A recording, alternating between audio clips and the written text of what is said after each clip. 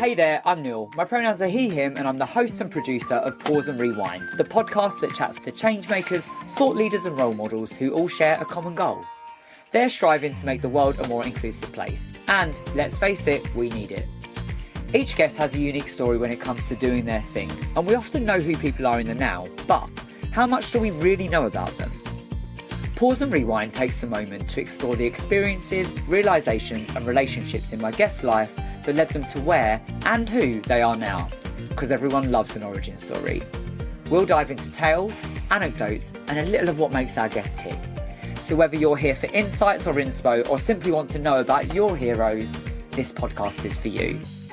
You might never know someone's story, but if you pay attention, you'll hear it, you'll see it and you'll feel it. So, are you ready to pause and rewind?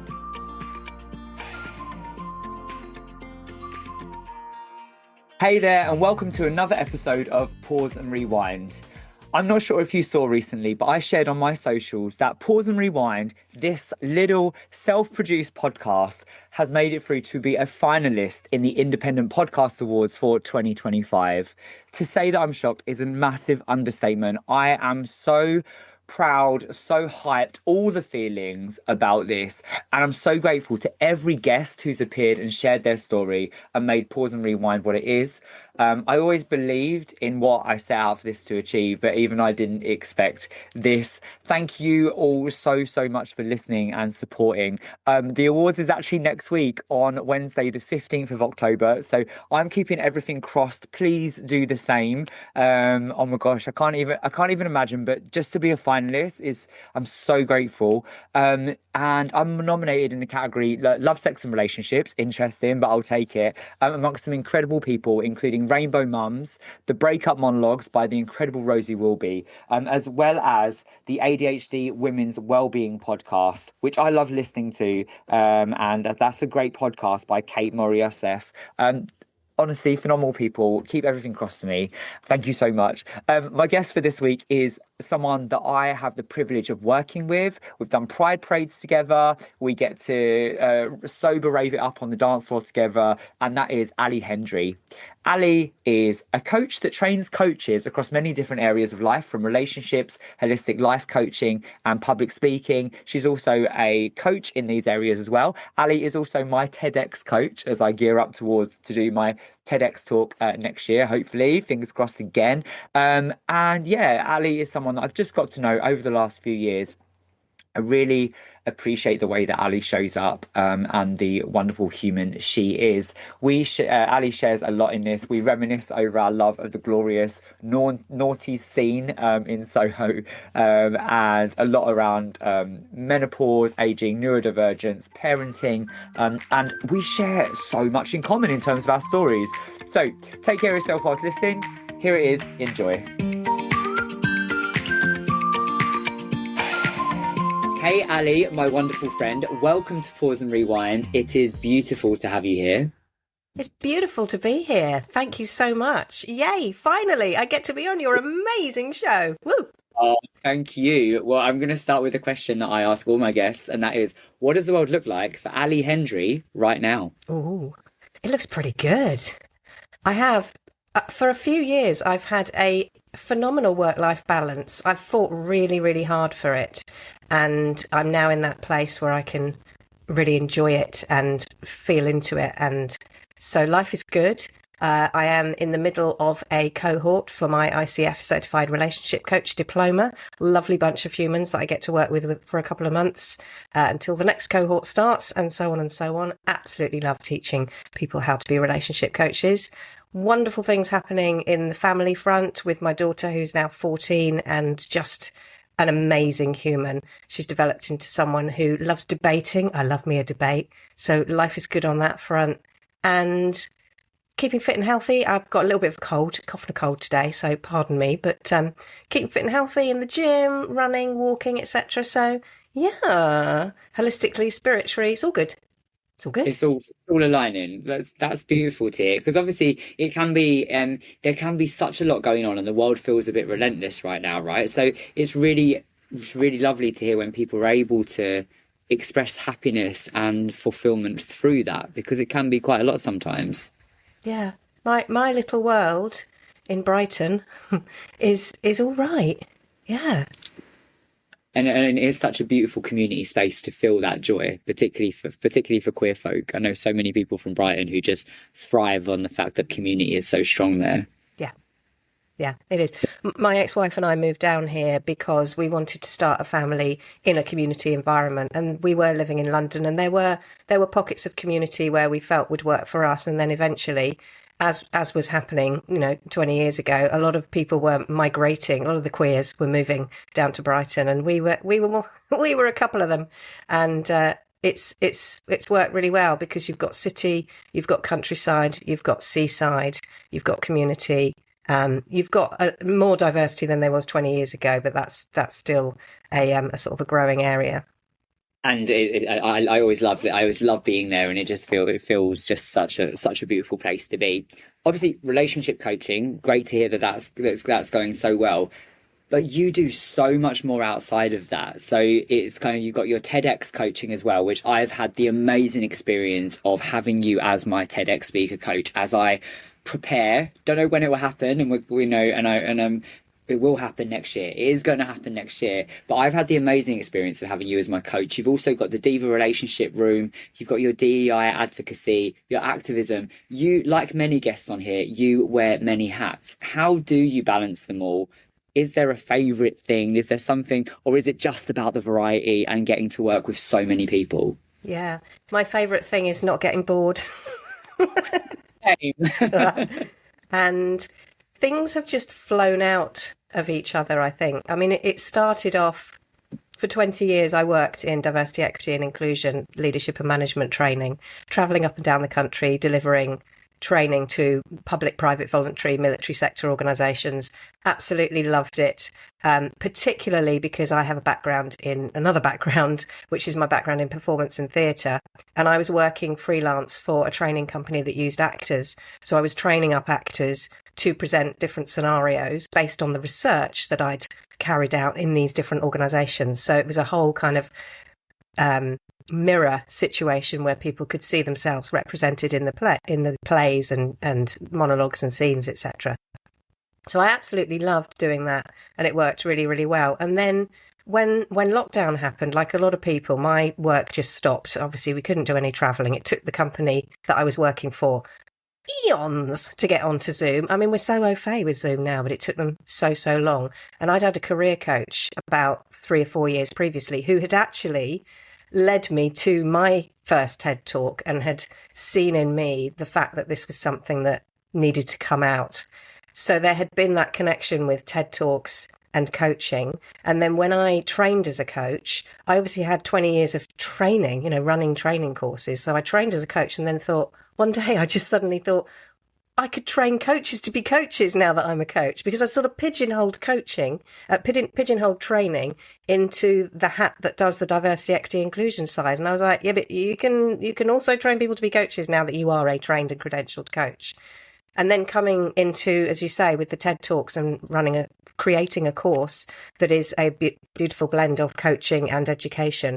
It's like lots of little Venn diagrams all overlapping together. So there is a path, even though it does all sound very different in some ways.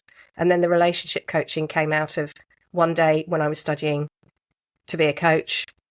The trainer asked, what would you like to spend 24 hours talking about? And I gazed over at my bookshelves that were full of memoirs and self-help books and relationship books. And I was like, yeah, the clues are there. It's got to be relationships. That's what I talk about all the time anyway. And of course, diversity, equity and inclusion is about relationships. It's how we relationship with others. So there's just so many overlaps and parallels. People, we always say as coaches, you are exactly where you need to be. Our clients are not broken. They don't need fixing. They are exactly where they need to be. And we are there to support them with looking at where they're at, looking at where they want to get to, working on those steps to manage that change and make it sustainable. And that's really what I embody as well. I'm where I'm supposed to be with all these bits and bobs going on. And you do it. Firstly, you do it so beautifully, and you do it with such joy and enthusiasm and empathy and love, and that shines through in what you do. And I can say that actually, as someone that you have been my coach and still are, and you do it. I don't think there's many people that do it with the finesse of the blending of professional expertise and lived experience in the way you do it. From talking about menopause and neurodivergence and polyamory and aging, you blend all of that into your professional output, and you do it in a way that just brings people along and makes them feel, which is something I'm passionate about, seen and celebrated and heard. Thank you. That's really, really lovely. I think what I realised, and this is something to think about if you are wondering, the direction of travel, if you're interested in getting involved with diversity, equity, and inclusion, start with you. Start with your topic of interest. So I wasn't interested in menopause until I entered my menopause season. And then suddenly I was very interested, and I was able to research and read the books and talk to the experts and find out what goes on in the business world around menopause, and the fact that some organizations have a menopause policy. Fantastic. Others don't even mention it. Others think, well, we're 80% men in our organization, so we don't really need to do anything, do we? So use you as your starting point, because you're probably more likely to work harder if you are, going into areas that have some kind of association with you. Or you have, it doesn't have to be to do with your own identity, but connected to you in some way that makes sense and aids your motivation and inspiration for finding out how you can support others and be that ally. I love that I love the phrase around we should not be calling ourselves allies. We don't get to call ourselves allies. I think this is something we've talked about when we've worked together. It's the marginalised groups that say this person is an ally. It's the person who you are supporting who gets to say, you're the things you're doing are supportive, rather than us self-label. You can aspire to it, but I don't think we should be self-labeling.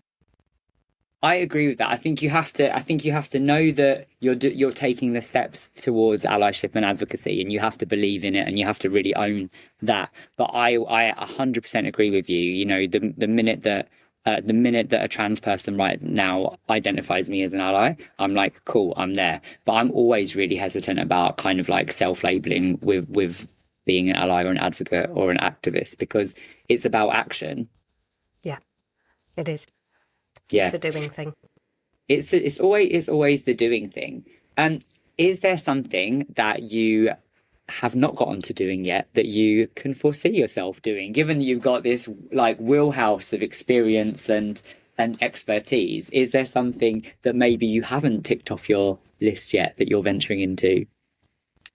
I always have this dream of owning a huge property.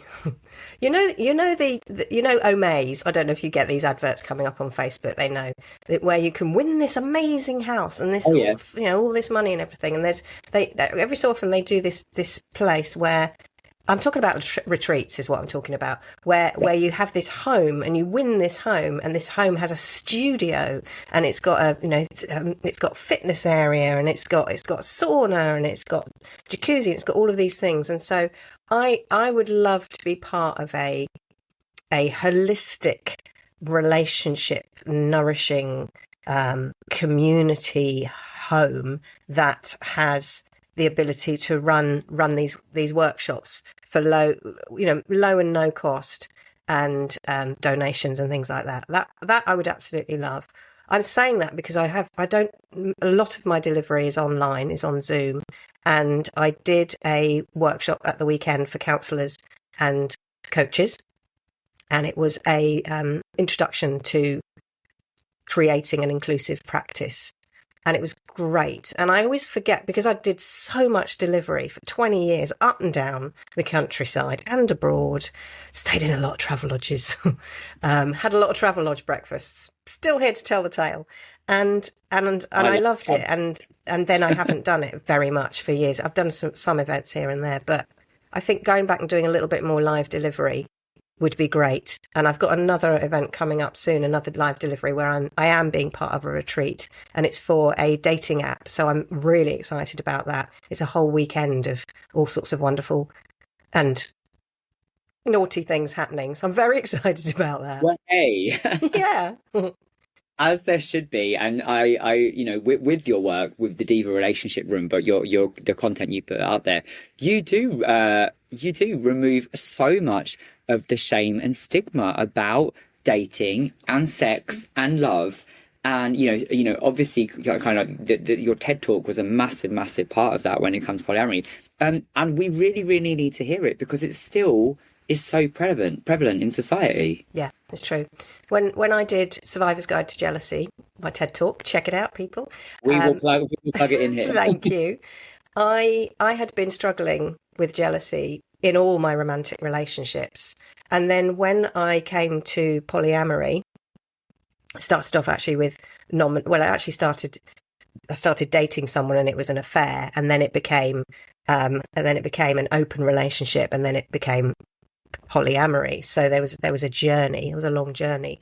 And what I realized from entering the non-monogamy world is that jealousy is thought of in a lot of circles very differently. It's not seen as a problem, something that's wrong with you, you're insecure. It's seen as something that needs solving as a team. And that really changed my mindset and helped me to embrace jealousy and work out ways of moving through it more effectively. And yeah, so that's where the TED Talk came out. And then the Relationship Room, I do it every Thursday at 6 o'clock in the UK on the at Diva Magazine, in the at Diva Magazine Instagram account. And it's so lovely. I get to program who I want to speak with. I get to speak to people all across the world on all sorts of relationship topics, anything and everything that you can imagine. They're all queer people or queer allies. And I get a lot of authors coming in. So, it gives me access to lots of books and publications, lots of educators, lots of coaches, lots of therapists, lots of authors. And I get to do that. And also I write a column. So I do a monthly column called The Love Word, where I share stories of my love life, past and present. So that's always fun as well. And I love the Relationship Room. I love watching it. I don't always get to catch it when it's happening, but I love watching it back. And yeah, it's brilliant. And you have had some phenomenal guests on there. Yeah. And everyone's so open and sharing on there as well, as it should be when we talk about these things. I mean, like you are a phenomenal host, and I've seen you in so many different formats, live and online, and creating that safety and that warmness and that openness and compassion. We both have that. We recognise that. And that's what you need, because not everyone's used to doing an Instagram live. People get very anxious at the beginning. And my job is to make sure that you feel seen, that I've researched you, like you have today. I've researched you. I know about you. I've enjoyed you. I understand your work, and through my own filter, obviously. And I can then find out how you see you. And that's a joy. That's a joy. And I think people pick up on that. My mum watches it. My mum listens to it as well. She loves it. She's always learning stuff about it. That's amazing. And that level of support must go a long way. She's 85. We have the amazing conversations every week. Imagine. That's gorgeous. And the vulnerability. I think to do that, you need to be able to share your own stories and experiences as well. Like whether that's mistakes or tales and adventures and escapades. Like, it opens people up. Yeah, it does. Yeah. And it's interesting with my daughter being 14 now and coming into obviously teenage years and sex and love and relationships and things like that. And it's very much reminding me of who I was at her age and how little I knew and how much she knows, and also how vulnerable she is, and how, just the differences really with Gen Alpha and my generation as a 56-year-old. That must be a huge learning curve as well as a mum. Yeah, it is. It is. I mean, my ex-wife and I, we are very aligned on our values. We have different interests, obviously, and we talk about different things with our daughter. And I think that's really good for her to have those differences. I think it makes someone more well-rounded. You've still got that security. You've just got people coming from a different viewpoint. Well, she is incredibly lucky to have you both. She wouldn't always I say that. love Thank you. She wouldn't always say that, but most of the time she says. She will when she's older. Yeah. I keep saying to her, you'll realise I'm the cool one. She's like, no, no. I was like, yeah, you will one day realise I'm the cool one. Maybe that's just me hoping. What does she make of it? Because I'm so lucky that I get to see you in all kinds of environments, right? Everything from in work, professional mode, through to on the dance floor. What does she think when she sees you going out sober raving for the day? It's just mum being mum. And I've had that. As a child, I was the middle child of three. Obviously, it would have to be three if there was... Well, not really. It wouldn't have to be... Well, no, it could be the middle child of more than three. Anyway, I digress. I was the middle child of three children, and I was the show-off. I was the one that wanted, look at me, look at me, look at me, look at me. And I was the one at school who learnt the poems and would want to recite them in front of anyone who would listen to me. So... it's Ali being Ali. I've always been that one. Oh yeah, that's Ali. So, when I came out twice, I came out as gay. When I came out as non-monogamous, there wasn't a big fanfare. There was a change, and there was exploration, and there was a journey, as you would with any new information that you yourself are working through, and your family is also trying to understand for the first time. And of course, you're often slightly ahead because it's something that, you as the person who's been doing it, you've sort of been processing for a little bit longer, whereas your family are are new to the party. So in terms of, I love the sober raves. Oh my gosh, community. House of Happiness is my happy, happy, happy place. Absolutely love it. So you get involved, people. Please come. It's in London and Manchester. House of Happiness. Do it. Thank you for the plug. And I can imagine your daughter waving you off for the day when you're off. When I first heard about it, I actually asked Janie if there was an age limit, because my daughter would have come, but she was too young. So I did actually want to bring her along. A few years. Yeah, a few years to go. Well, listen, Ali. I mean, I'm so grateful that I get to be in your sphere. From being my TEDx coach through to raving with you on the dance floor. It's always a pleasure being in your company, and I'm so excited to dive into your origin story. So, with that, are you ready to pause and rewind? Let's do it. Here we go.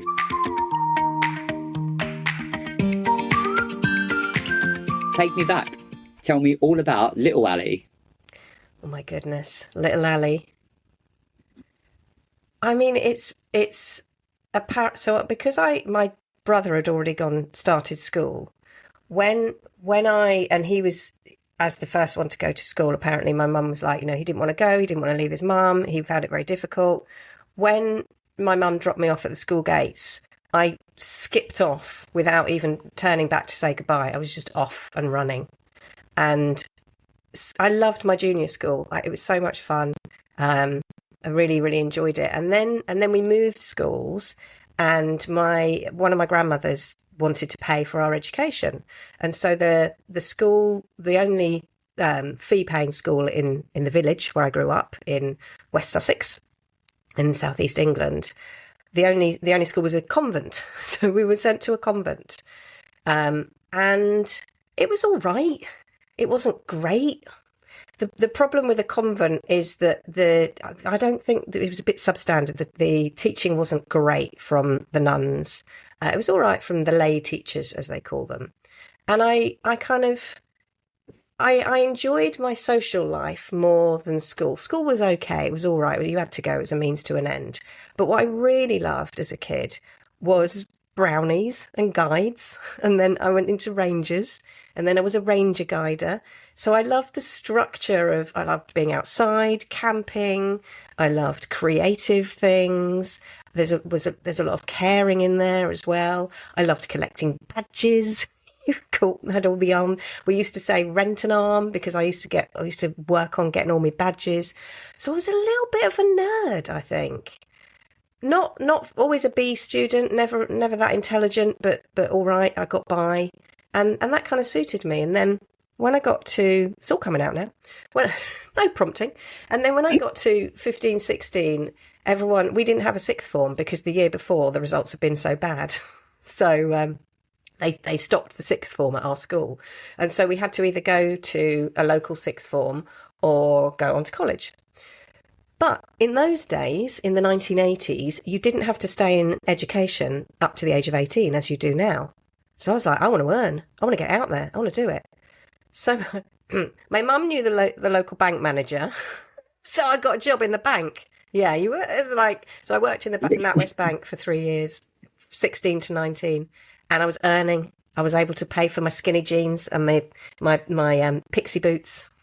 I was able to get my batwing jumpers, all the 1980s stuff. I could get all the gear that I wanted to get. Like, I quite liked clothes in those days, quite liked it. And all my mates stayed in education. So I kind of was a bit separate from them. You know, I didn't sort of keep in contact with a lot of people through this kind of academic side, but I was still doing ranges and ranger guides. So I still had an outside of school community. Sorry, you would ask me a question. Oh, not at all. I was saying, did you enjoy working in the bank?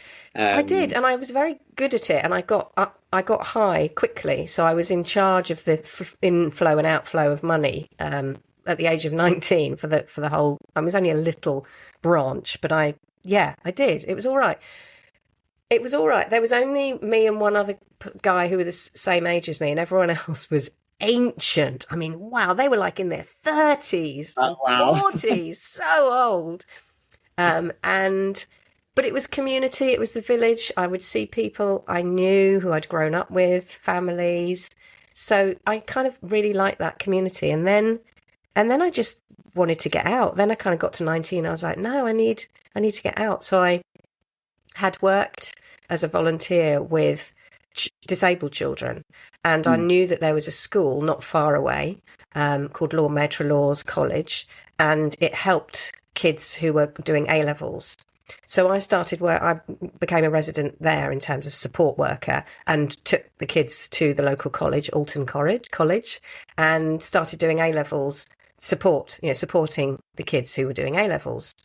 And that's where I started to become interested in humans, because one of the students that I was supporting was doing an A-level in psychology.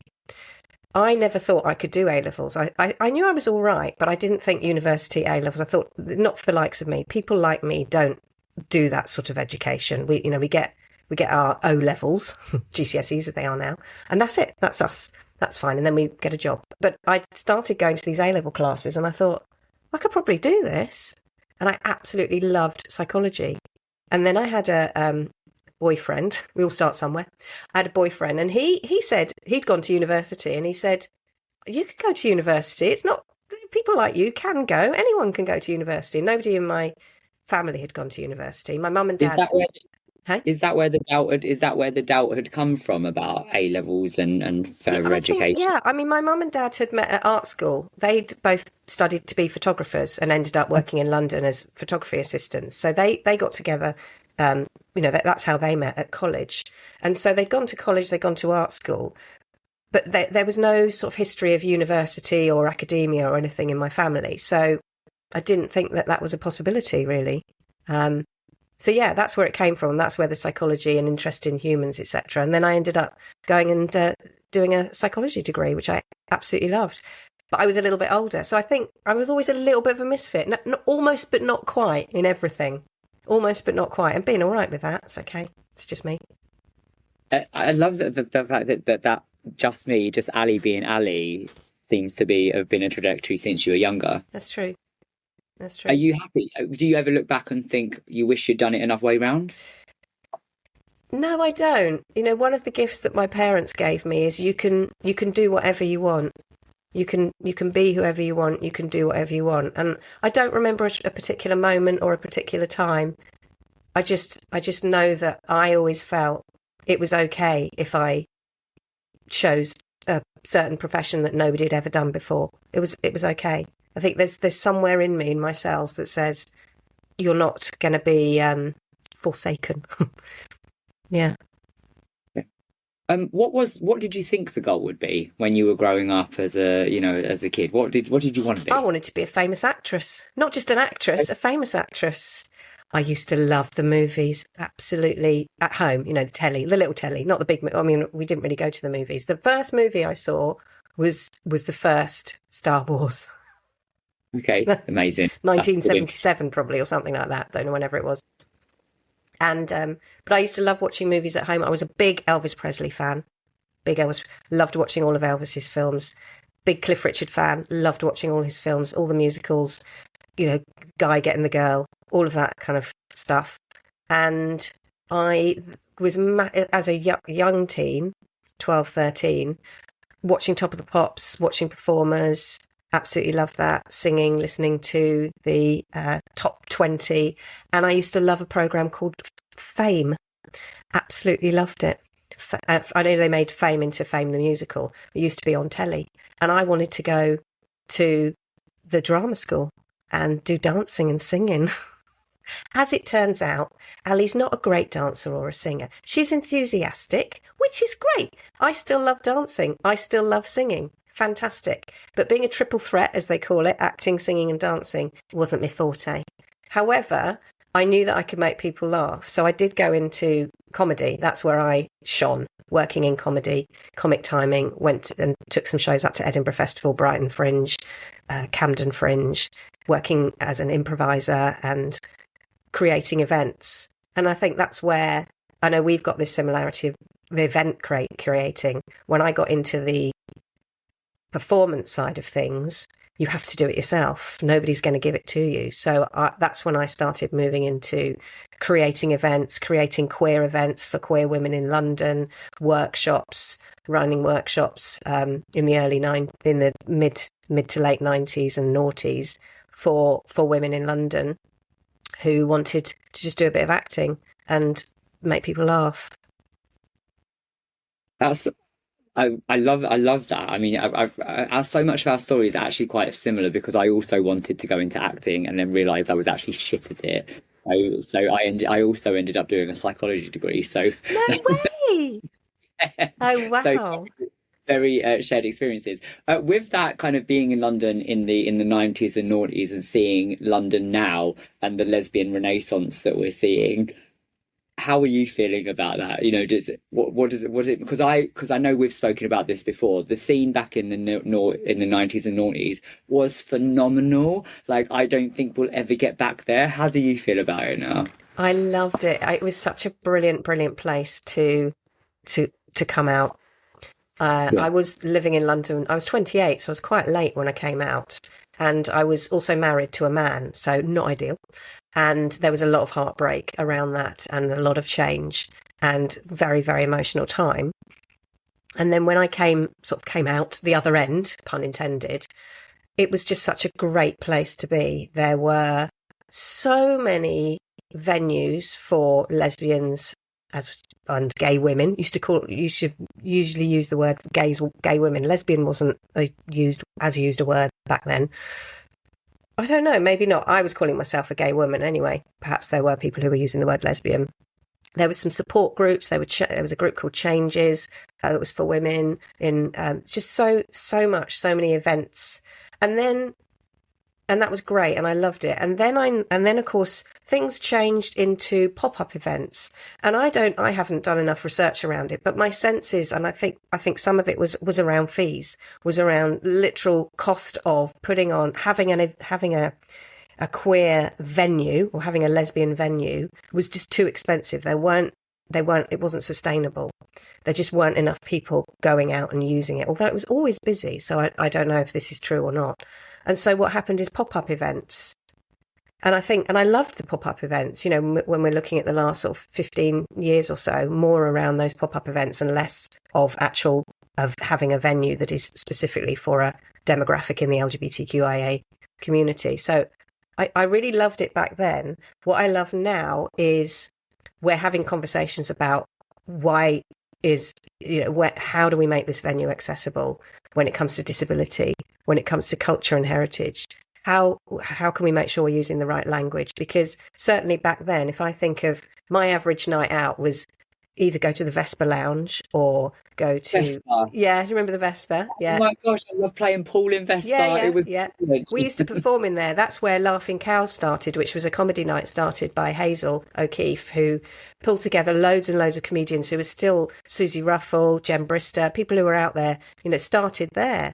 And we were performing, we were doing the Short and Girly show, which is what we called our improvisation comedy troupe. So you'd do Vespa Lounge, you'd go to First Out, there was I think it was called Girls Go Down, probably was something like that, on a Friday night. Then you would go over to the candy bar, and there might be Crystal, who was one of the strippers there, doing some stripping, which was very kind of new, that there was a lesbian stripper for lesbians. And then you would end up at GAY, obviously, GAY Astoria, where you would dance until 4 a.m, drinking cans of Red Stripe. That was the trajectory of all of my nights out, because I was always in every single lesbian bar, because my friend Genevieve would take me, and she worked in First Out, so I was always I love First Out. Vegetarian restaurant vegetarian cafe by day, and then downstairs they had a venue that became a sort of bar area. Really lovely, really, really so sad. That's where Amy from Ducky first sort of landed in London, and then created Royal Vauxhall Tavern. Yeah. Oh, wow. I mean, it was so beautiful. And obviously you had Ghetto as well, and Trash Palace, and all of those incredible places. I do mourn the loss of the 90s scene, the noughties scene particularly. Yeah. So career in London sounds like you had that variety kind of like already brewing, and which is kind of like, reflective of where you are now. Yeah. I worked as a research psychologist at Guy's Hospital, and then a couple of other local hospitals, and worked as a assistant psychologist, having graduated. I was very, very lucky. Well, I worked hard.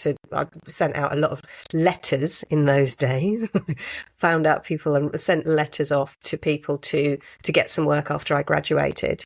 And then, so I was working as a research psychologist. And then when I came out, it was sort of as well, I realised that I wanted to get back into the theatre side and the acting side. It was like a new me, new world. And I'd started going out with this. My first girlfriend was a part of the Pink Singers, the choir based in London. And I was like, oh, I need something like that. I need a theatre version of the Pink Singers. But there wasn't really anything. There were a couple of small bits and pieces going on. There wasn't anything specifically for women.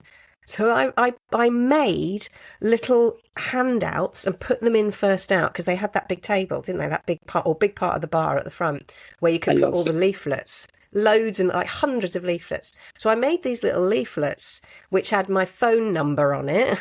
Didn't have an email on it, just had phone number, short and girly show, free workshops, come along. And I kept promoting for about a month. And after about a month, I had 60 women. 60 women came forwards and said, I want to do something. And some of them said, I want to be part of this because I want to do the sound or the techie bit, or I want to do stage management. Some people said they wanted to do the acting, singing, etc. So I had this big group of women. And so I started running weekly workshops at the Drill Hall. I think it's brilliant that you set the scene for yourself, even back then, to see what you would end up doing now. What was the first steps that took you into coaching off the back of all of that experience?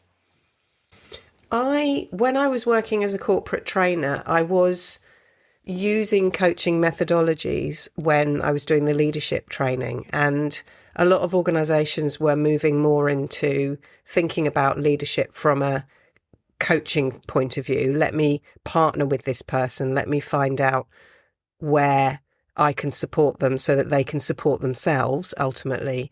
And I was using that methodology without really realising that I was using it. And then I had a career coach and loved what she did with me. I was working freelance and I wanted to go into a few other areas, and lots of things came up, like having the motivation to apply and do a TED talk, etc.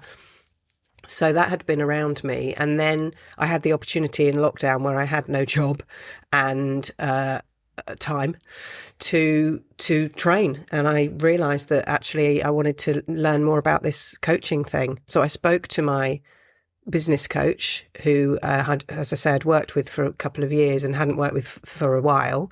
And she said, oh, you need to go with the International Coaching Federation, because at the moment we don't have a regulatory board per se. However, that is the largest and longest running membership board. It's been running for 30 years. It's international. It's got the most amount of members, and it does all the credentialing as well. So I thought, oh yeah, that's a great place to start. Treated it like a full-time job, went on their website, spent hours looking at all the providers, decided what was important to me. I wanted something that was a blend of holistic coaching and business coaching because I wanted support with putting a business together, and found some great training, found some absolutely great training. And then that inspired me to start my own pursuits. So I think I was sort of eased into it, the coaching side of things. And I think what I've found is it impacts so many other parts of my life, how I show up as a friend, how I show up as a mum. That coaching mentality where you're not telling the person what you think is best for them, you're helping the person find out what is best for them through your questioning.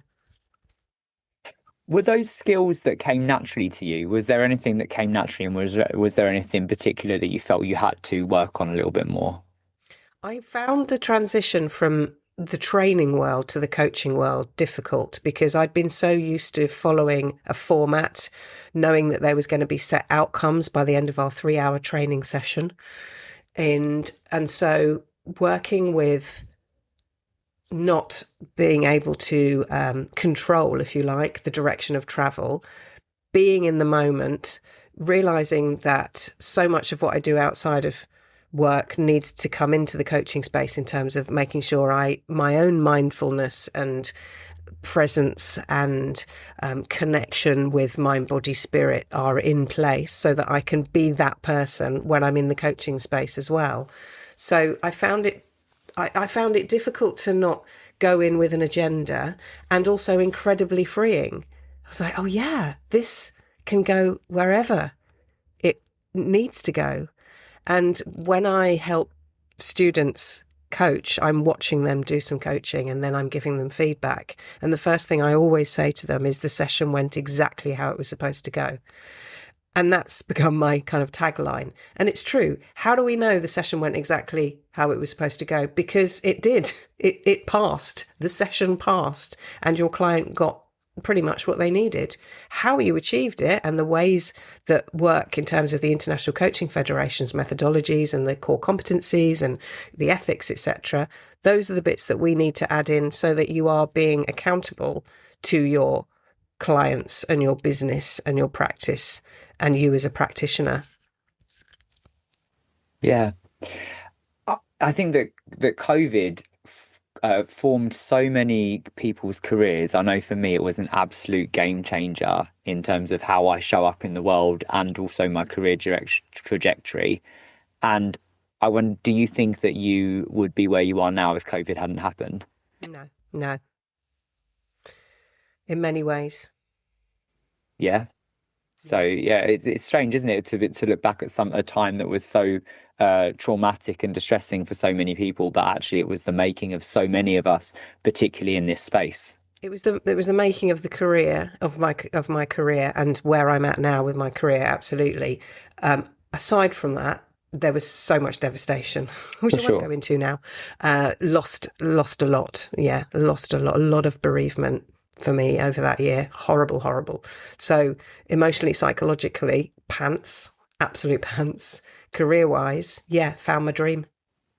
Yeah. It's sometimes hard to get your head around the fact that those two things can sit side by side. Yeah.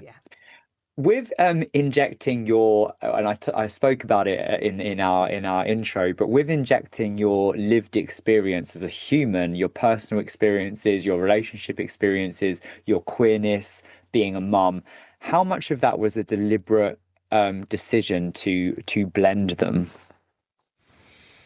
In what way blend them, do you mean? I mean, just in the way that you blend your kind of, your professional output with that lived experience and how you show up in the world. We learn through story. I think that's why TED Talks are so important to me. We learn about life and how to do this thing called humaning through other people's experiences. And that goes back to year dot. And that's why TED Talks are so important. So if I can share some of my authenticity and people can relate to it, then that's absolutely great because you are not alone. You are in community. You have a sense of belonging. Last night, I do a as I said earlier, I'm going to be doing a free, not free, I'm going to be doing an event as part of this dating app that I'm an educator for. And the app's called Wax, WeRx, Wax. And the Wax app, what they do so well, and it's for different types of relationships. So there's lots of swinging and non-monogamy and polyamory. And one of the things they do beautifully, and I haven't seen this much in other apps, is community building. So I run a community group, and there are lots of us that run these free community groups as part of the app. You don't have to be on the paid version of the app to join these communities. And so I've got this community called Non-Monogamy Resources. It is what it says on the tin. It's not a date. There are dating communities where people can meet and greet and get to know each other. This one is very much about let's share, let's share what's going on, and let's pick up on resources. And once a month I do a free Q&A Zoom for the members, and we had one last night, and the power in the space, by the end everyone was saying, I thought I was the only one who has this experience and has this particular challenge with this relationship that I'm going through. And everyone else was like, nope, same. And so having that space to kind of go, I belong, I have a sense of belongingness here because I feel witnessed, I feel understood because of this community space. That's what it's about for me. For all types of marginalisation, for all types of identities, you need to have that sense of belongingness, that sense of, I know that I can be myself and not have a judgment immediately laid on me as soon as you meet me.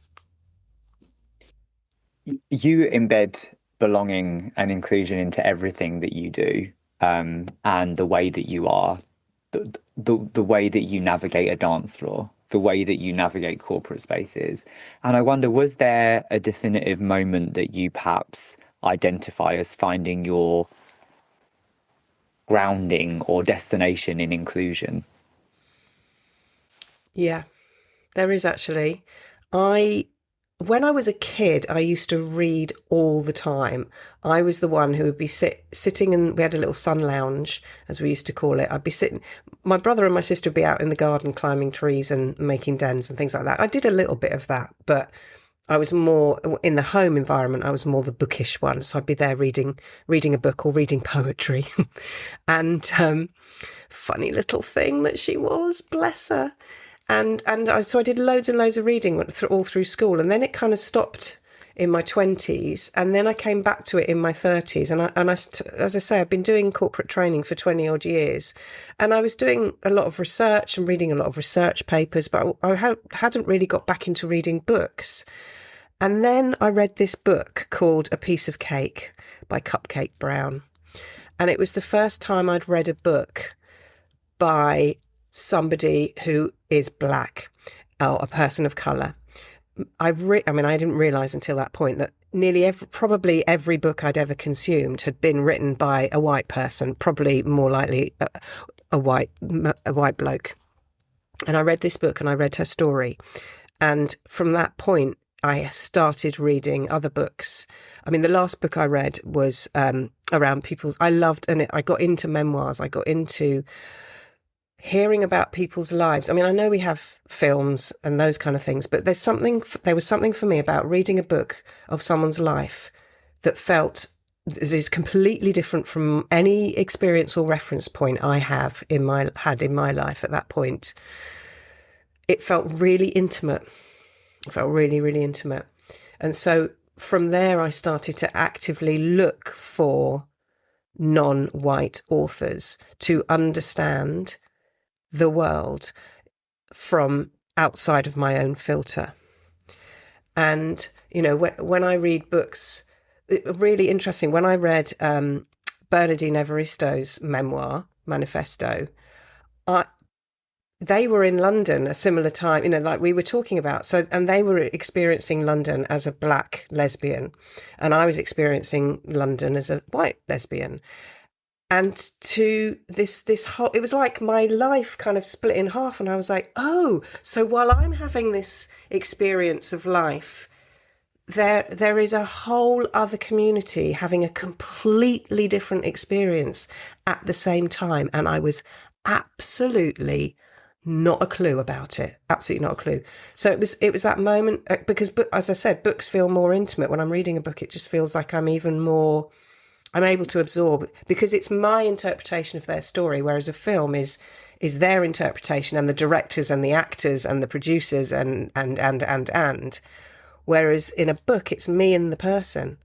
So it feels closer. It feels like I can understand even more about this person.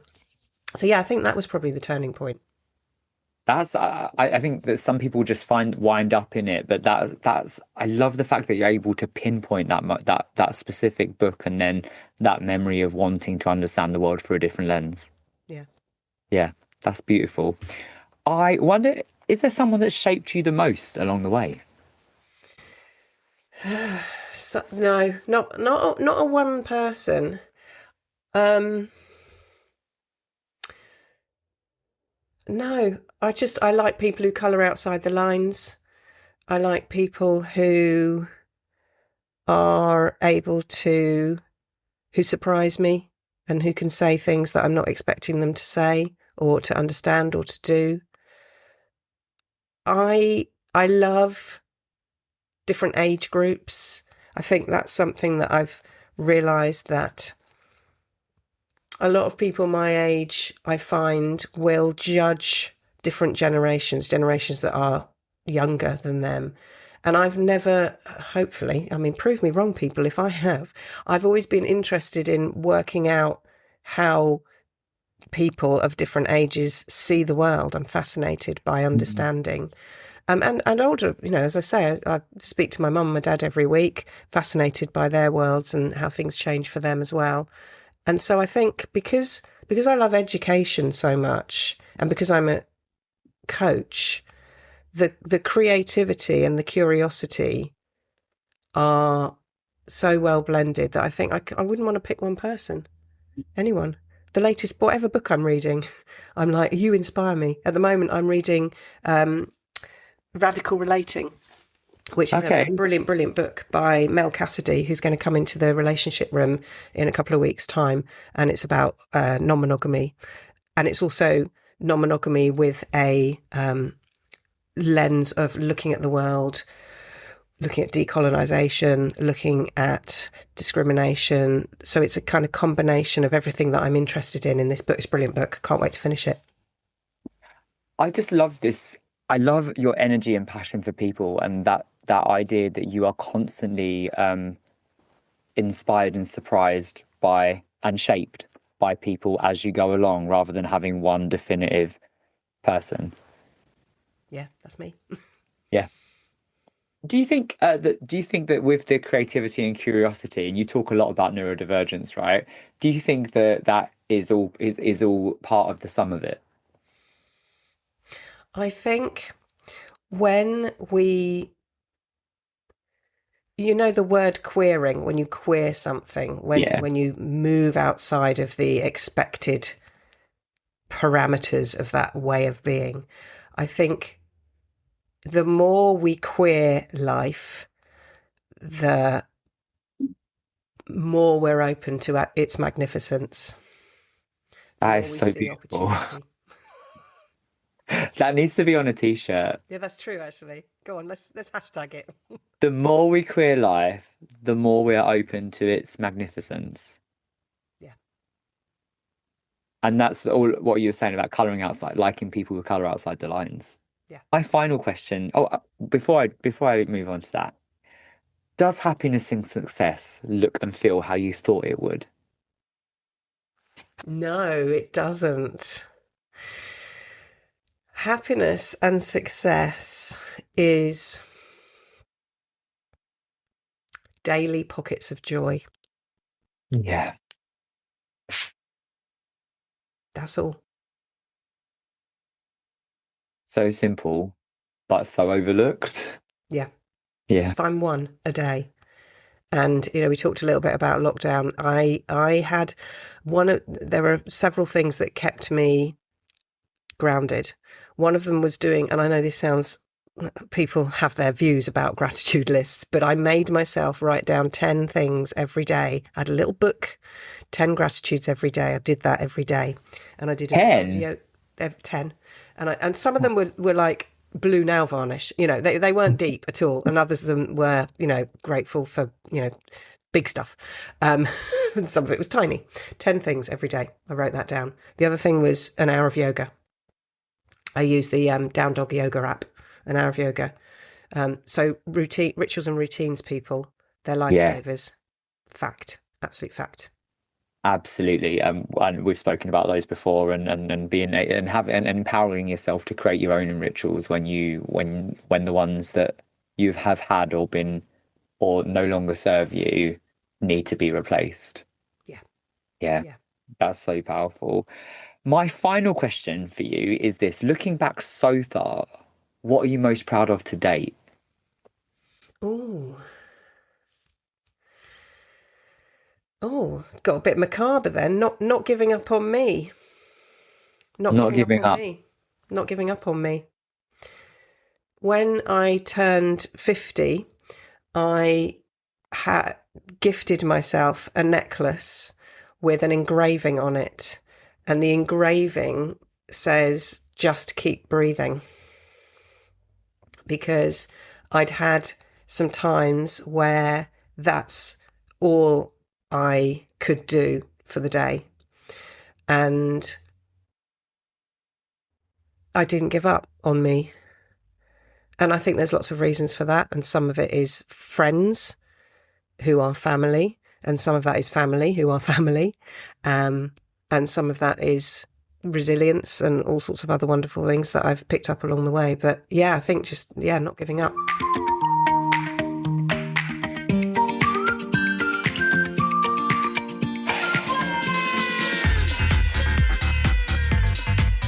The House of Happiness is London's ultimate sober clubbing extravaganza. We're led and delivered but created for all, whether teetotal, sober curious, or just taking a booze snooze. We love a day rave, and on a Saturday afternoon you can expect banging house tunes, DJs on decks, dancers on podiums, and a fully stocked alcohol-free bar. Flamboyant, bold, with a glitter station to boot. We're all about safe, inclusive fun, and we even have a pre-meet so that you can make new sober buddies before you hit the dance floor. Grab your tickets from Instagram now at House of Happiness Official, and we'll see you on the dance floor.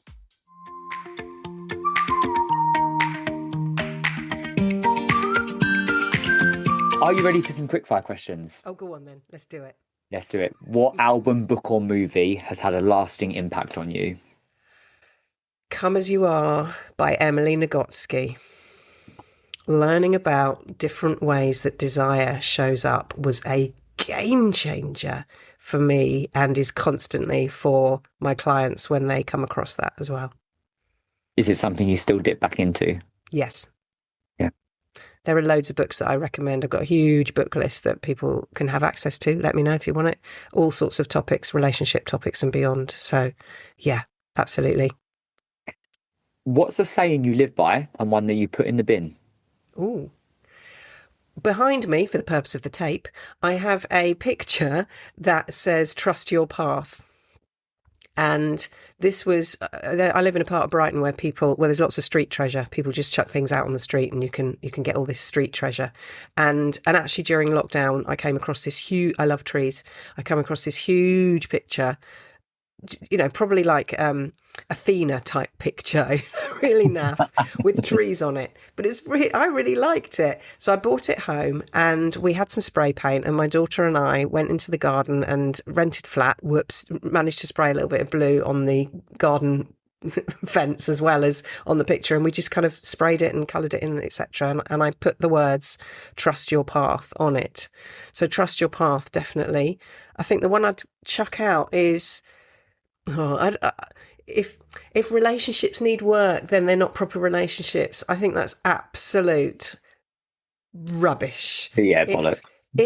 If you do need to work on a relationship, I always use the analogy of a car. You don't buy a car, stick it on the driveway and think it'll be fine for the next 20 years. You have to MOT it. You have to run it. You have to use it. And that's exactly the same as it changes, it ages, things fall off.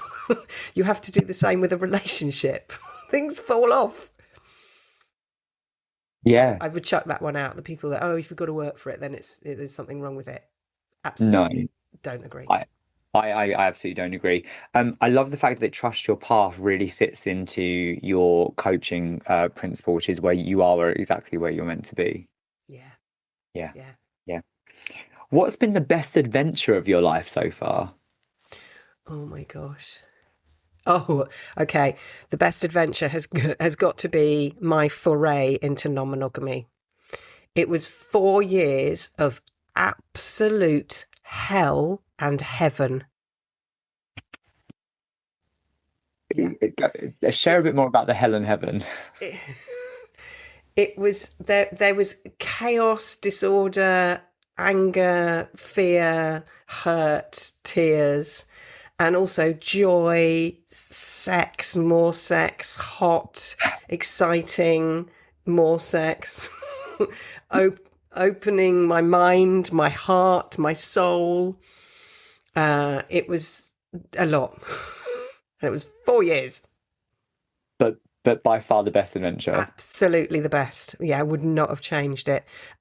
Everything that happened in those 4 years has led to my relationships now and the work that I do. A lot of my clients are queer, non-monogamous people or people who are exploring non-monogamy or exploring their queerness. And it's given me my career, Yeah, really. A big part of my career. that's phenomenal. Phenomenal answer, by the way. I'm like, soundbite, soundbite. What three words would you use to describe you and your origin story? Love, Yeah. queer, hope. Beautiful three words. Thank you. Let's fast forward a little bit. What exciting things do you have coming up? I every few months I get to reset the certified relationship coach diploma with a wonderful group of new students, and seeing the growth and the excitement and the new opportunities flourish during our time together. So I've got that on a rolling stock. So that's coming up. I'm in the middle of a cohort now. The next cohort is October, which is sold out. The next one after that is January, which I've got 4 places left. So that just continues. I'm going to see one of my coaching clients who I worked with doing a TED talk. I can't wait. It's their first TED talk. So I'm doing that in a couple of weeks' time. The pure joy of seeing this person's path and journey. It's going to be you soon, Neil. I We're hope making so. it happen. So that's amazing when someone you've worked with takes the tools that they have learned about themselves, because that's how it works with coaching, and they've flown. It's just beautiful. And just everyday joy with spending time with friends and family. Yeah, that was going to be my next question is what brings you joy? Oh, Yeah. at the moment, I love debating things with my daughter because we have some similar views on some things and some very different views on other things. Okay. So my real joy is when we get really into it and she's got a really different view from me, and I just love learning and stretching. She loves debating. I love debating. So yeah, debating. How much of you do you see in your daughter? Oh, oh, how much? That's a really interesting question. The word glimpses is coming up. She is very much her own person.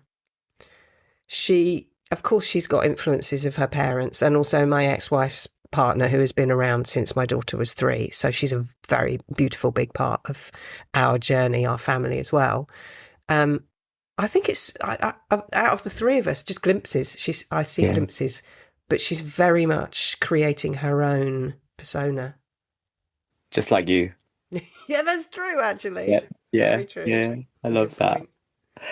What practical takeaways do you have for anyone listening, thinking about stepping into or carving a career in inclusion? And I know earlier when you said that is you suggested that people start with themselves. Start. Okay. A good place to start would be to have a social media audit. Okay. Have a look at your social media and look at who all the faces and the voices are that you're following, and ask yourself honestly, how diverse are those voices and those faces in all ways? We're talking about all the protected characteristics, and work out how you can cull some voices and bring in some new voices. That is a fantastic piece of advice that I've never heard before. Yeah. Yeah. Yeah, yeah. Every 6 months, I diarise it. I should probably do it more than that. And I just sit there and I just look and see what's, obviously we've got algorithm issues, but I look at what's coming up in front of me, and then I remember who haven't I heard from for ages, and what were they talking about, and what are the topics that I'm interested in and I'm not seeing enough of. Yeah. Yeah. I love that. I love that. I love the normalizing that and actually having it as part of your routine as kind of ongoing development and knowledge sphere. Yeah. Yeah. Ali, my final question for you is this. Do you have any words of encouragement or wisdom for anyone out there to help them get to wherever they're going? You can only really do it if you be you. Yeah. And some might call it navel gazing. You get curious about who you are and how you are received in the world, because that we can spend a lot of time doing our own work and being aware. And what I love nowadays is there are words for everything. Words for sexuality, words for how you express yourself in sex. There are so many different words to help us connect with others, because when we have language and words to describe ourselves, it means that we're able to connect with others who, where they want to connect with people who are from those words. I'm not explaining myself very well. But there is also, but there is also the part that says, how do I make sure that I am being received in a way that feels authentic for me? What is it that I'm doing that I'm not showing up as myself in? And some of this, well, a lot of this comes down to boundaries, working on boundaries. Am I presenting a version of myself instead of myself? And there might be reasons why we're presenting a version of ourselves, safety being one of the big ones. But actually, maybe there's some work around how can I present the side of me that needs to come out. It's that little shoot that's trying to get out right now. Well, that's so, it's so poignant for how you show up, because you are so curious about everyone else and clearly yourself over the years, and and the way that you show up for others, and your constant enthusiasm and belief in other people, and it shows that stems from how you have formed your own story. Yeah. Ali, I'm so grateful for this time with you. Thank you for being, firstly, such an amazing guest on my podcast, but also just for being you. Like I'm so, again, just so grateful for you and how you show up in the world. Thank you. Absolutely loved being here with you. I love you. I think you're an amazing human and I love your work. So great to be connected with you. Right back at you. I'll see you on the dance floor. Yay!